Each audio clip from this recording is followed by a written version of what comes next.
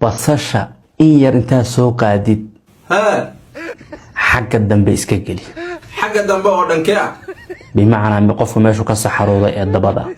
taas qofka ma dhibaydo waa boqolkiiba boqol kelin waay ma dhibayso qofka adigu ma tijaabis anigu aad baan u hubayo waa tijaabiye layga sheekayn mayaana tijaabiye la socod daawadahana daawanaya maxaa leedahay arrintan ka biyadidsan qofka la rabo inuu isticmaalo waa adigaba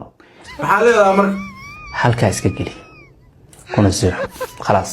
maxay u fiican tahay waxyaabaha u fiican tahay ma noo sheegi kartaa beerkay u fiican tahay waxay u fiican tahay wadnaha waxay u fiican tahay xasuusta waxay u fiican tahay caloosha waxay u fiican tahay dheecaanka jirkaada waxay u fiican tahay maqaarka waxay u fiican tahay oo qofka cuna muqaawameynaya jirka kansarka ku dhalan kara ma ilaaha kugo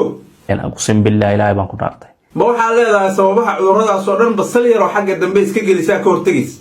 basal yar oo dhinaca dambe aad iska gelisid baabi'inaya sababka xanuunada dhammaan keenaya hadda waxa uu waa isbitaalada hal la xiro dhaqaatiirtu baaga muddo ha noqdeen daawooyin tiro badan oo aan raasanayno wada kiimikaala ayada haddaynu isticmaalaan nooga fiican sheekh badbaado bal ii sharax sidaan u isticmaali lahaa waa yaab dhegayso ku soco meeshaada wixii marayaad ha garanayeen ama intaanoo kale ama intaasoo kale ama intaasoo kale wax yar adaa qiyaasi karee oo garanaya xajmigaade